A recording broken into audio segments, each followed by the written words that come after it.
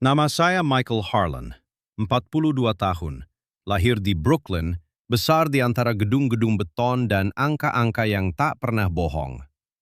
Saya lulus West Point, tapi hanya bertahan 3 tahun di militer.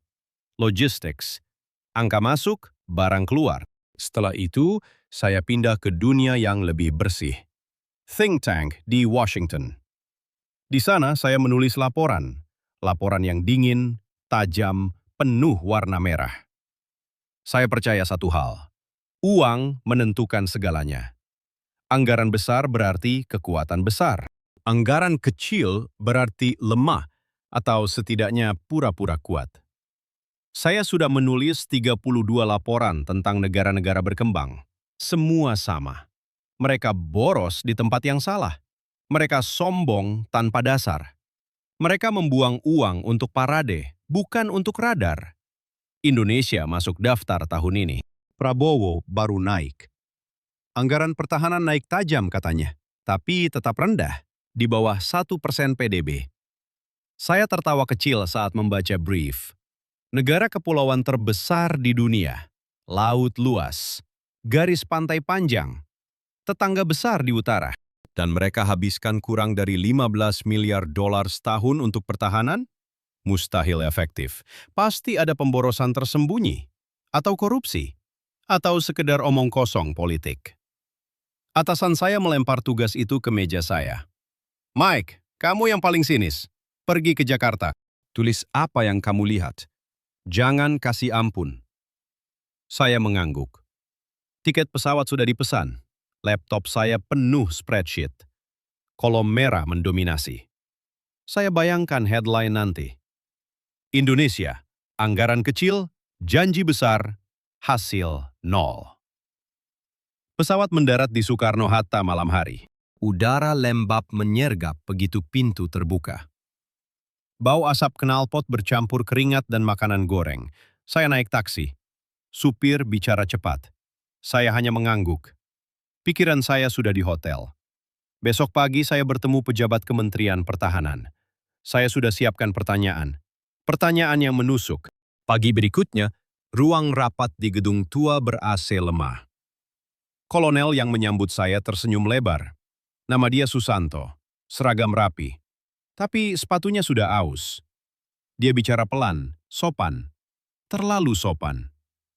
Kami senang Bapak Harlan datang. Kami ingin transparan. Saya membuka laptop. Excel terbuka. Grafik patang merah menjulang. Kolonel, anggaran 2026 hanya sekitar 12 miliar dolar.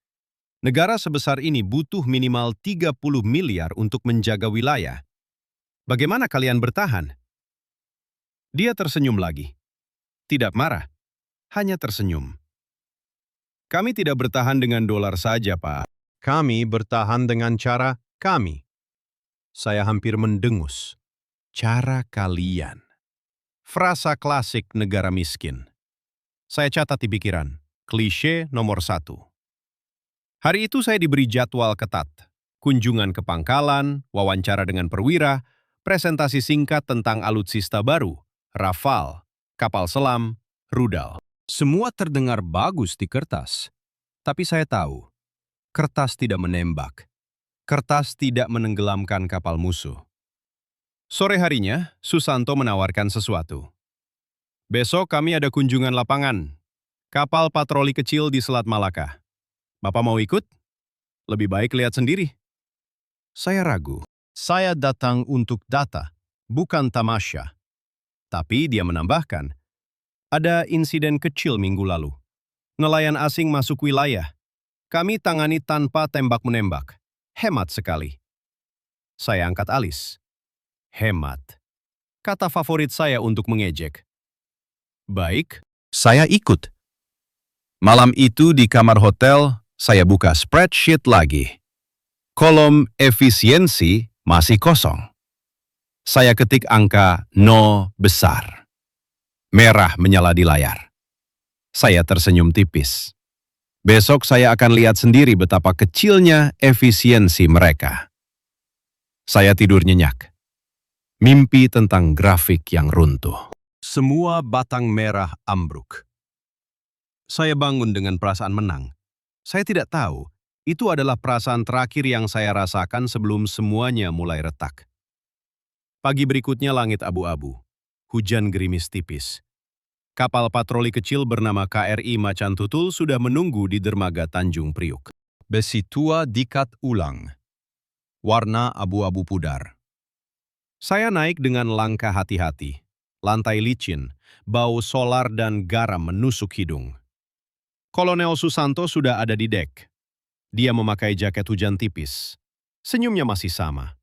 Terlalu ramah untuk orang yang tahu saya datang untuk mengkritik. Awak kapal hanya 8 orang. Semua muda. Seragam lusuh tapi rapi. Mereka saling sapa dengan suara pelan.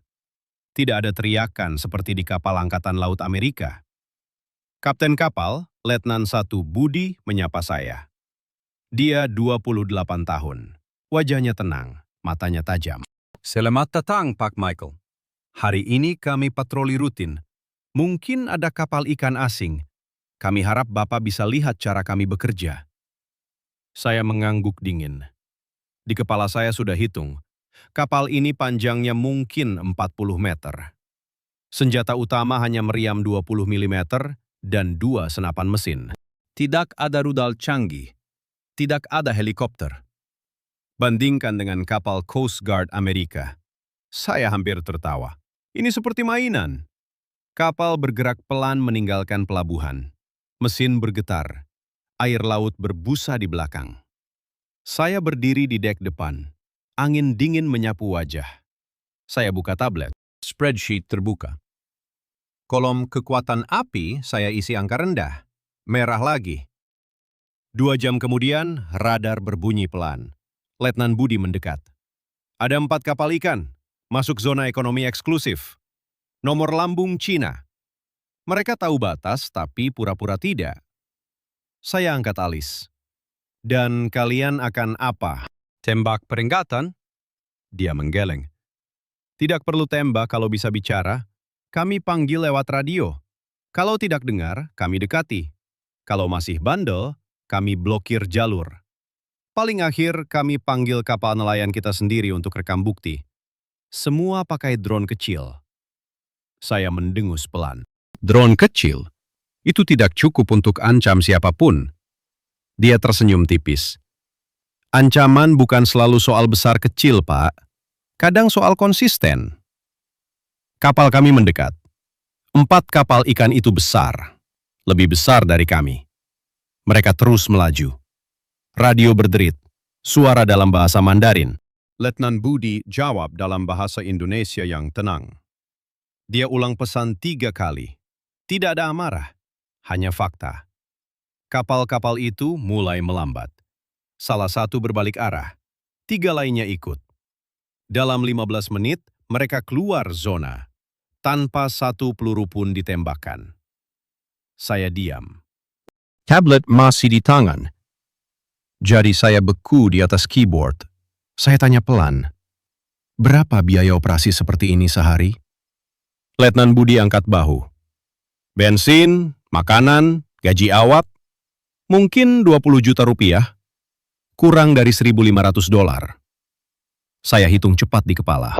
$1.500 untuk mengusir 4 kapal asing. Di Laut Cina Selatan. Saya bandingkan dengan biaya 1 sorti kapal perusak Amerika. Puluhan ribu dolar. Mungkin ratusan ribu kalau hitung bahan bakar dan personel. Saya tutup tablet. Layar gelap. Untuk pertama kalinya, kolom merah terasa terlalu keras.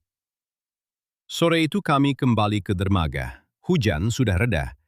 Kolonel Susanto menepuk bahu saya. Bagaimana, Pak? Masih mau tulis bahwa kami boros?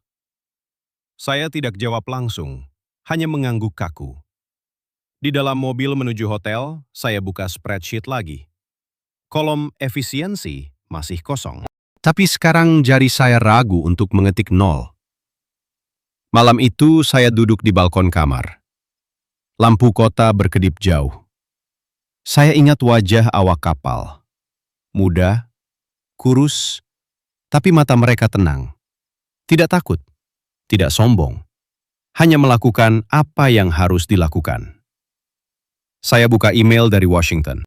Atasan tanya progres. Saya ketik balasan singkat. Masih observasi, belum cukup data. Saya tekan kirim, lalu saya tatap layar hitam. Di dalam dada ada sesuatu bergerak. Kecil, tapi nyata.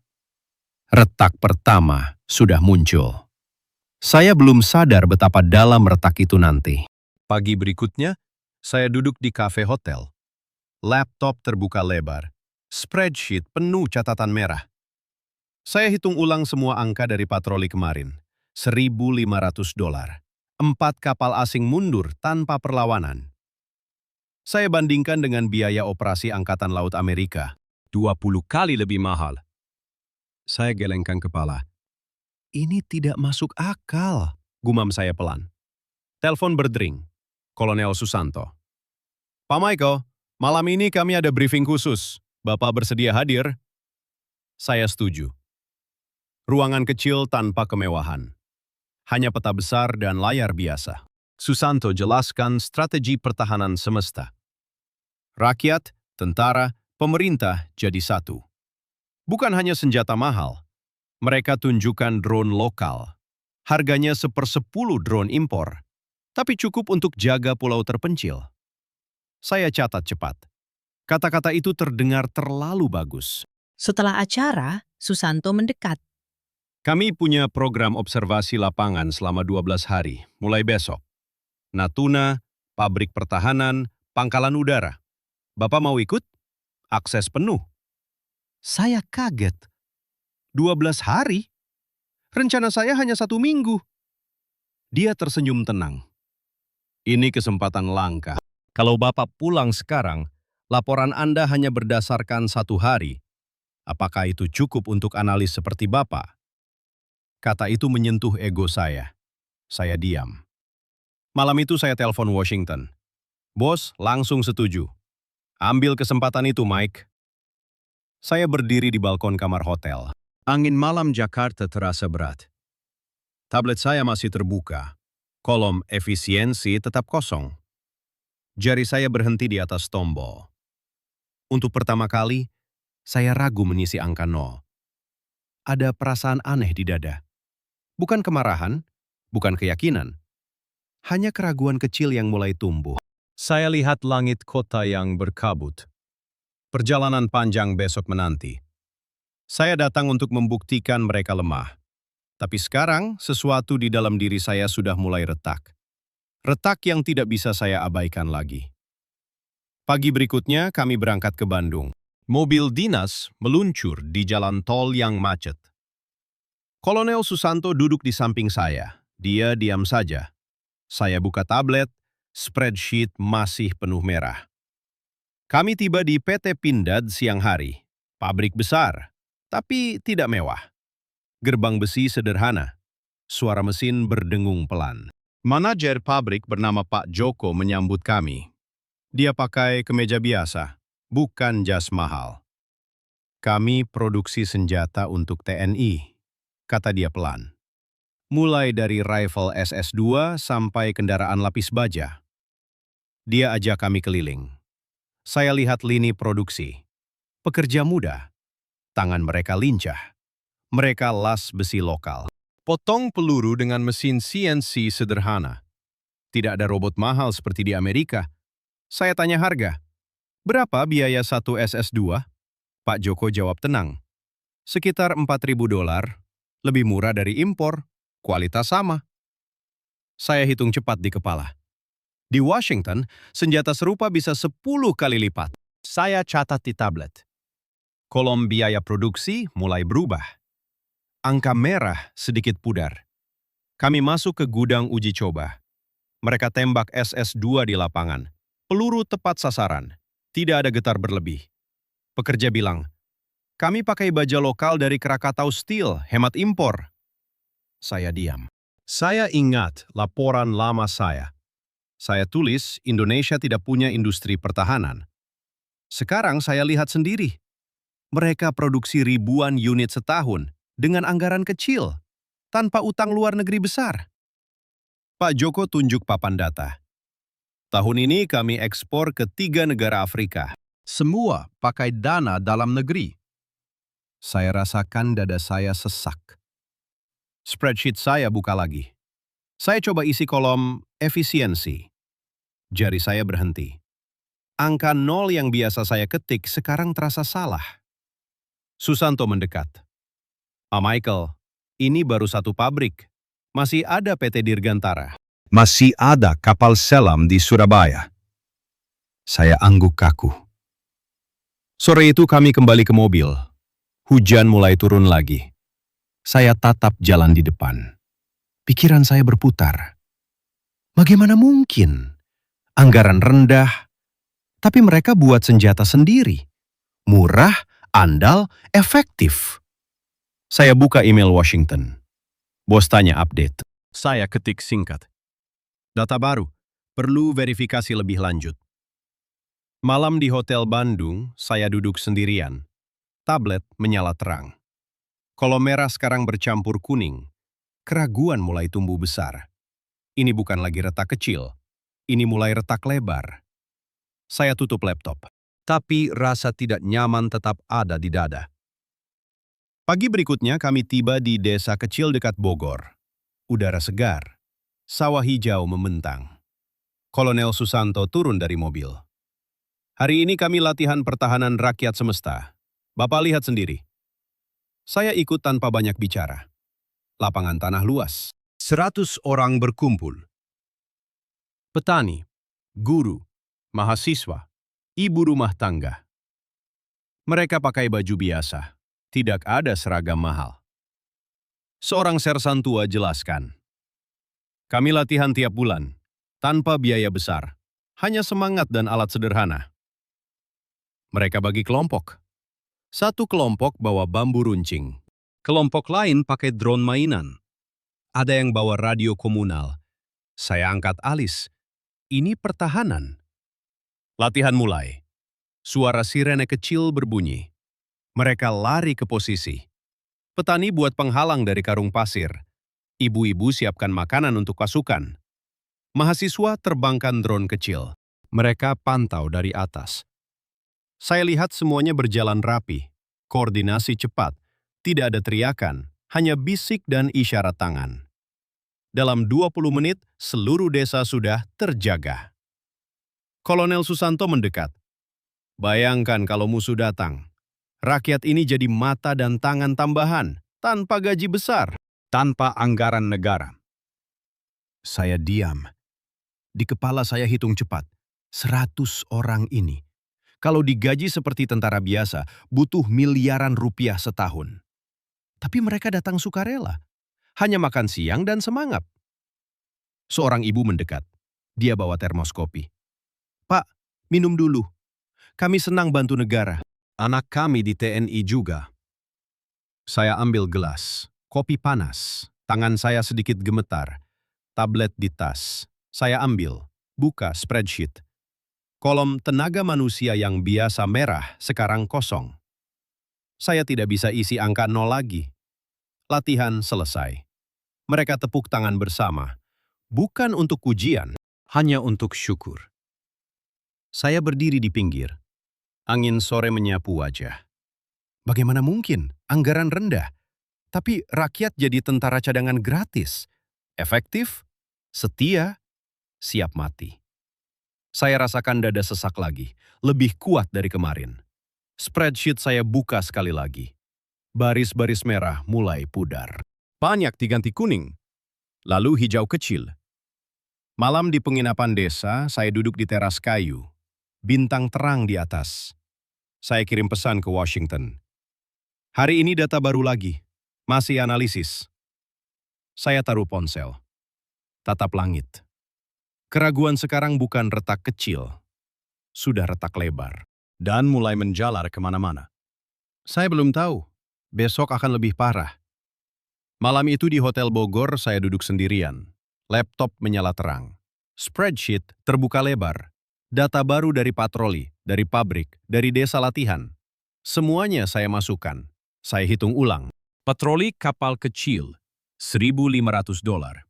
Usir 4 kapal asing. Pabrik Pindad, senjata lokal $4.000 per unit, kualitas setara impor.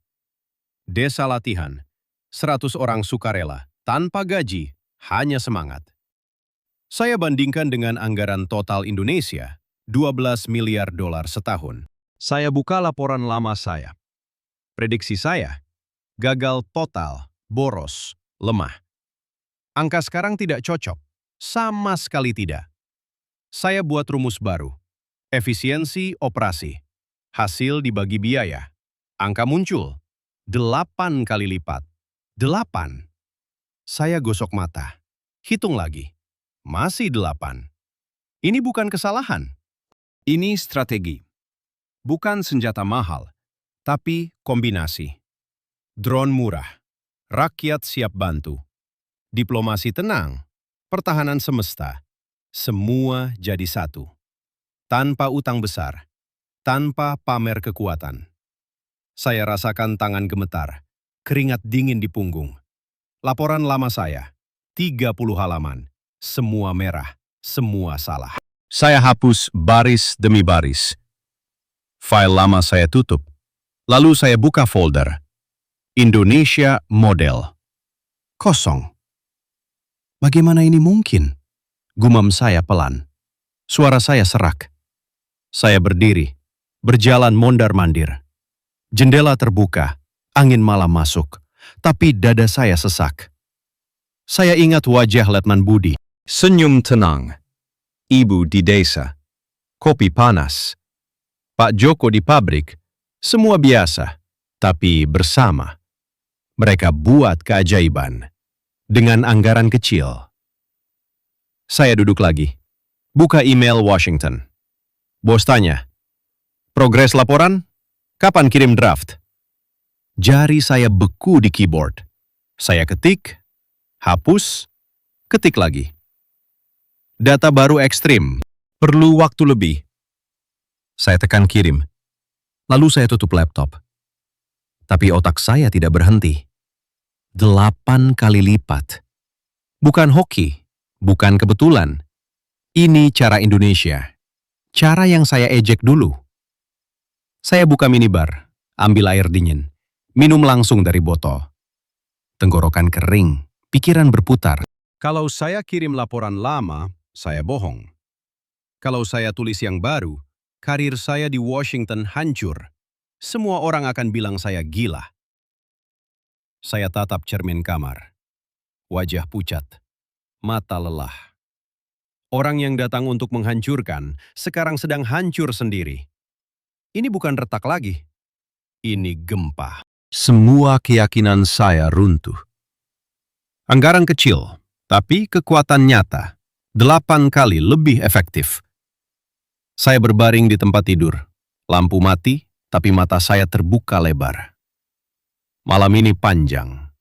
Dan besok pasti lebih buruk. Pagi berikutnya, pesawat kecil bawa kami ke Natuna.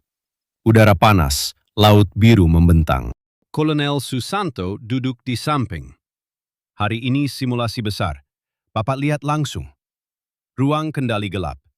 Layar raksasa menyala. Peta laut hidup.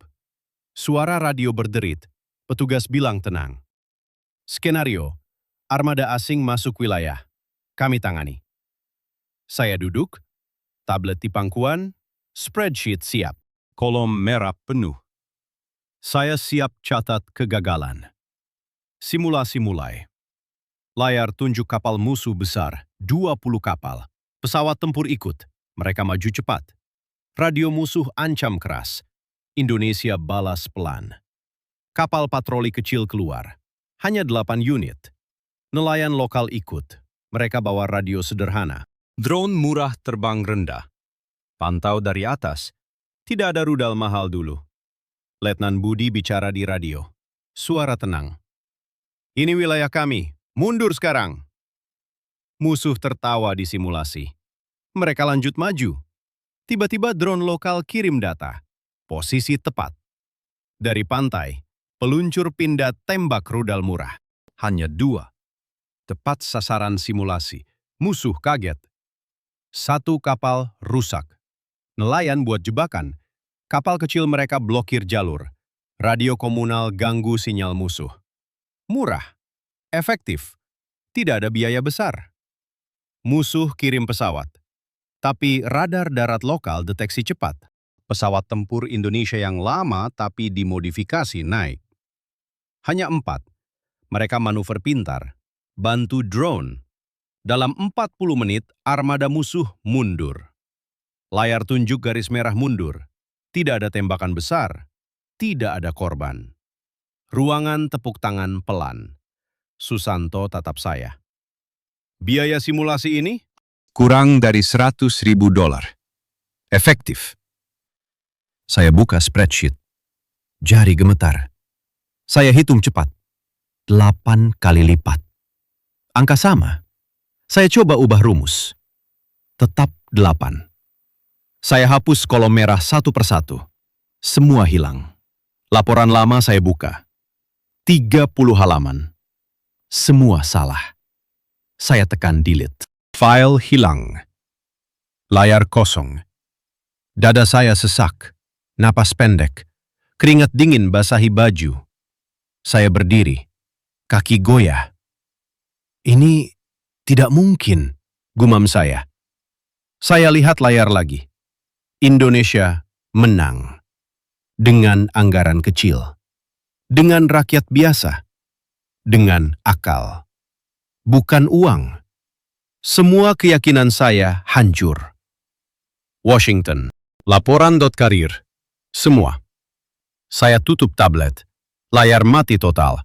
Saya keluar ruangan. Angin laut pukul wajah. Saya duduk di tanah. Tangan tutup muka. 8 kali lipat. Bukan teori. Nyata. Saya yang sombong. Saya yang salah. Malam itu di tenda, saya tidak tidur. Spreadsheet baru terbuka. Nama file, Indonesia Model. Kosong. Tapi sekarang saya tahu, saya harus isi. Retak sudah jadi jurang. Saya jatuh dan tidak bisa naik lagi. Pagi berikutnya saya kembali ke Jakarta. Pesawat mendarat. Udara lembab menyambut. Saya turun dengan langkah berat. Tablet masih mati total di tas. Kolonel Susanto antar saya ke hotel. Dia tidak banyak bicara. Hanya tepuk bahu pelan. Istirahat dulu, Pak. Besok kami ajak ke tempat sederhana. Saya angguk. Malam itu saya tidur gelisah. Mimpi tentang layar simulasi. Kapal mundur. Angka 8 berputar. Saya bangun berkeringat. Pagi harinya mobil jemput. Kami ke pinggir kota. Desa kecil lagi, bukan latihan. Hanya kunjungan biasa. Rumah-rumah sederhana. Anak-anak bermain di tanah. Seorang bapak tua menyambut. Namanya Pak Hadi. Dia petani. Tangan kasar, senyum lebar. Selamat datang, Pak Michael. Kami dengar bapak dari Amerika. Dia ajak saya duduk di teras bambu. Kopi panas disajikan. Sama seperti ibu di Bogor dulu. Saya pegang gelas. Hangat meresap ke tangan dingin. Pak Hadi cerita pelan. Dulu kami takut perang. Sekarang kami siap. Bukan karena senjata, tapi karena kami satu. Dia tunjuk anak cucu bermain. Mereka belajar jaga desa tanpa bayar. Hanya cinta tanah. Saya diam. Dada saya hangat. Bukan marah. Bukan takut. Hanya syukur yang aneh. Seorang ibu muda mendekat. Dia bawa makanan. Pak, makan dulu. Kami senang ada tamu seperti Bapak yang mau dengar cerita kami. Saya makan. Nasi hangat, lauk sederhana. Rasa itu masuk ke hati. Bukan lapar perut, lapar jiwa. Saya lihat sekitar. Orang-orang biasa, petani, ibu, anak muda. Mereka tertawa, mereka cerita. Mereka siap mati untuk negara. Tanpa gaji besar, tanpa janji mewah. Saya rasakan air mata hampir jatuh. Saya tahan. Ini pertama kali. Saya yang sombong, yang selalu hitung dolar. Sekarang saya mengerti. Tingten itu, semangat itu. Bukan di Excel, bukan di anggaran. Itu di dada mereka. senjata paling kuat, gratis, tak terkalahkan. Saya pegang tangan Pak Hadi. Terima kasih, kata saya pelan. Suara serak. Terima kasih sudah ajar saya. Dia tersenyum. Kami yang berterima kasih, karena Bapak datang melihat kami. Saya berdiri. Angin sore menyapu. Hati saya ringan. Untuk pertama kali setelah lama. Saya tahu. Saya sudah berubah. Bukan lagi orang yang datang untuk kritik, tapi orang yang mulai belajar. Syukur ini dalam, sampai ke tulang. Malam itu saya kembali ke kamar hotel. Lampu meja menyala redup. Laptop terbuka. Layar kosong. File baru bernama Indonesia Model menunggu. Saya duduk. Tangan saya gemetar sedikit. Saya mulai ketik. Kata pertama keluar pelan. Saya datang ke Indonesia untuk membuktikan kesalahan mereka. Saya berhenti. Baca lagi. Lalu hapus. Kata baru muncul. Saya datang untuk belajar. Jari saya bergerak sendiri. Saya tulis semua yang saya lihat. Patroli kapal kecil. Pabrik pindad. Latihan desa. Simulasi Natuna. 8 kali lipat. Bukan kebetulan. Bukan hoki. Saya tulis tentang rakyat. Pak Hadi, Ibu di Bogor, Letnan Budi. Mereka bukan angka, mereka adalah kekuatan, semangat yang tidak bisa dibeli dolar. Saya rasakan air mata jatuh ke keyboard. Saya biarkan. Untuk pertama kali saya menangis karena bangga. Bukan untuk negara saya, untuk negara ini. Indonesia mengajari saya, ketik saya. Saya yang sombong. Saya yang selalu hitung uang. Saya yang salah total. Saya lanjut. Anggaran rendah bukan kelemahan. Ini pilihan bijak. Mereka gabungkan akal, gabungkan rakyat, gabungkan hati. Hasilnya 8 kali lipat. Bukan di kertas, di medan nyata. Saya tulis Universal Truth yang baru. Saya dulu percaya uang menentukan segalanya. Sekarang saya tahu, kekuatan sejati ada di kebijaksanaan, di persatuan, di cinta tanah air yang tak terukur. Layar laptop menyala terang. Kata-kata mengalir. Saya tidak berhenti. Saya tulis 30 halaman baru. Semua hijau. Tidak ada merah lagi. Saya ingat wajah mereka. Semua orang biasa, yang saya ejek dulu. Sekarang saya hormati. Sekarang saya belajar dari mereka. Saya tutup mata. Napas dalam. Dada saya ringan. Seperti beban puluhan tahun hilang. Saya bukan lagi analis sinis dari Washington. Saya sekarang orang yang terbuka. Orang yang berubah. Saya ketik kalimat terakhir. Terima kasih Indonesia. Kamu tidak hanya selamatkan wilayahmu. Kamu selamatkan jiwa saya. Saya simpan file. Lalu saya kirim email ke Washington. Laporan lama dihapus. Ini yang baru. Baca dulu sebelum tolak. Saya berdiri. Berjalan ke jendela. Jakarta malam berkedip. Lampu-lampu kecil. Seperti bintang di tanah. Saya tersenyum tipis. Epiphany ini dalam. Sampai ke tulang. Saya tidak bisa kembali. Tidak mau kembali. Besok saya akan ambil tindakan nyata. Bukan kata-kata kosong. Hati saya penuh. Penuh syukur. Penuh cahaya baru. Pagi cerah menyapa Jakarta. Saya bangun dengan perasaan baru. Bukan lagi beban. Bukan lagi keraguan. Hanya tekad yang jernih. Saya buka laptop. Email Washington sudah menunggu. Bos marah. Apa maksudmu hapus laporan lama? Saya ketik jawaban pendek tapi tegas. Laporan lama salah total. Saya tarik semua. Versi baru akan saya kirim besok pagi. Judul, Indonesia Model, Efisiensi Sejati. Saya tekan kirim.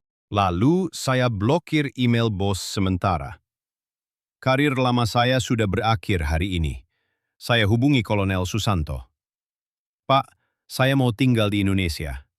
Saya ingin bantu latih tim analis pertahanan muda. Ajarkan mereka cara melihat kekuatan di balik angka kecil. Bolehkah? Susanto diam sejenak. Suaranya hangat saat menjawab. Kami tunggu Bapak di kantor besok pagi. Selamat datang di tim kami. Saya tersenyum. Langkah pertama sudah diambil. Saya ambil tablet lama. Spreadsheet penuh kolom merah. Tanpa ragu, saya pilih semua file, tekan delete, semua hilang. 20 tahun keyakinan saya musnah dalam satu klik. Lalu saya buat folder baru. Nama foldernya Indonesia Model. Di dalamnya, file pertama bernama 8 kali lipat pelajaran dari Indonesia. Saya mulai mengetik, kata demi kata. Bukan kritik, bukan penghakiman, tapi penghormatan. Saya tulis tentang kapal kecil yang usir armada. Tentang rakyat yang jadi tentara tanpa gaji. Tentang pabrik yang lahir dari keterbatasan. Sore harinya saya pindah ke apartemen kecil di kawasan Tebet. Meja kayu sederhana, hanya laptop, kopi, dan jendela menghadap kota.